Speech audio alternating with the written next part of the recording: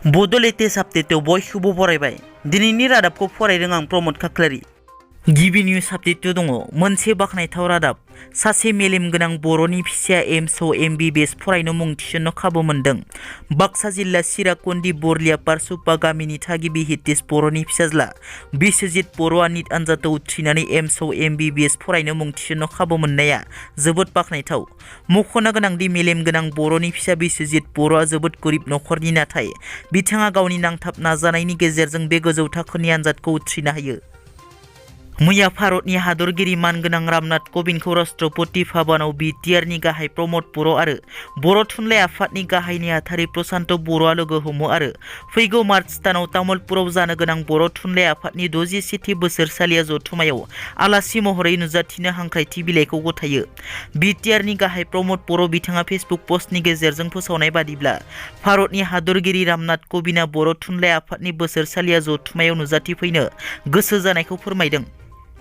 जों बयबो मिथिगौ BTR गोरोबथा बादियै सनितपुर आरो बिश्वनाथ जिल्लाखौ BTRआव सोसननाय जागोन, नाथाय थांनाय 4 फेब्रुआरि खालाराव बिश्वनाथ जिल्लाखौ BKWACआव सोसननायनि फोसावनायखौ लाना ससियेल मिडियायाव गोबां सावरायजादोंमोन।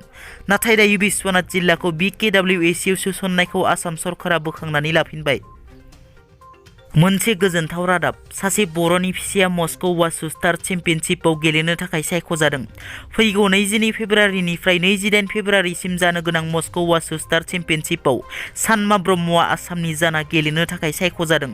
BTRनि गेलेमु आयदानि मावफुं सोद्रोमा दावबायसा बर' बिथाङा सानमा ब्रह्मनि देरहानायखौ आसा खालामना मोजाङै गेलेहैनो थाखाय बिथांनि बिफानि आखायाव 1 लाख रांनि अनसुंथाइ होयो।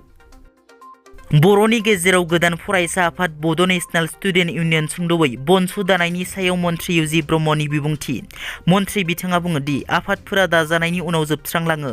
एबसुआ खेबसे जोनोम जाबाय, नाथाय माब्लाबाबो जोबस्रांनाय नङा। मोनसे आफादा थांना थानो थाखाय डेडिकेसन सेक्रिफाइस नांगौ। एबसुआव जोनोम जानायनिफ्रायनो समाजाव सेक्रिफाइस खालामनाया बांसिन आरो बेखौ रावबो चेलेन्ज खालामनो हाया। एबसुखौ फोथांना लाखिदों बर' रायजो राजाफोरा, बेखौ रावबो फोजोबनो हाया होनना।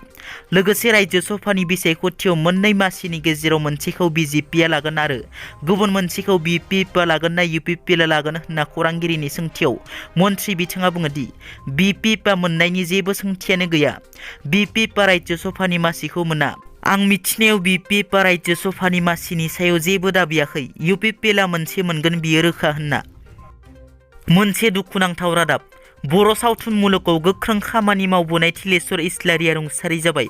गहपुर ओनसोलनि थागिबि बर' सावथुनाव खामानि मावबोनाय थिलेश्वर इस्लारिया मैया GNRC हस्पिटालाव रुंसारि जायो। बिथाङा गोबाव समनिफ्रायनो गोब्राब बेरामाव गोग्लैना दंमोन आरो मैया गुवाहाटीनि GNRC देहा फाहामसालियाव जोबथाहांबोयो। मख'नो गोनांदि बिथाङा गहपुर जिल्ला बिसाजों लोब्बा दंमोन आरो जिल्ला बिसानिफ्राय बान्थाबो मोननो हादोंमोन। बर'नि गेजेराव गोदान आफाद जोनोम मोननाय बनसुनि सायाव मिरु एबसुनि आफादगिरि दिपेन बर'नि बिबुंथि। बिथाङा बुङो दि बिथांमोना 17 बोसोराव बबेयाव उन्दुना दंमोन। दुलाराय बर' फरायसा आफादा NDPनि मोनब्रैबो हानजाया जेब्ला राजा लामायाव रेल लामायाव दिल्लीयाव थांनानै आन्दालन खालामदोंमोन, बिथांमोना आसि थुदोंमोन नोंसोरनि आन्दालनजों बर' हारिया लाब जानाय नङा होनना। नोंसोर 110% बड'लेण्ड मोना। बेबायदि बुंग्रा मानसिफोरा दिनै मा मरेल राइट्स एन्ड रेसपन्सिबिलिटि दङ? दिनै बिसोरो बड'लेण्ड दाबिनायनि बबे अस्तित्वखौ लानानै हाबा मावगोन बिसोरो? बिथांमोना बड'फानि मुं लानाय, सुजित नार्जारिनि मुं लानाय, सोरबा मुंख्लंफोरनि मुं लानायनि जेबो मरेल राइट्स गैया, मानोना बिथांमोना आबुङै BPF हानजानि टापआव हासार आरो दै लुनानै देरनाय। BSUआ जेरै राजखान्थियारि दोलोनि फरायसा गांखंमोन, बनसुआबो राजखान्थियारि दोलोनि फरायसा गांखं होनना। दिनैनि रादाबा एसेनोसै। नोंथांमोना जुदि आंनि चेनेलखौ दासिमबो साबस्क्राइब खालामाखै, अन्नानै साबस्क्राइब खालाम। गोजोन्थों।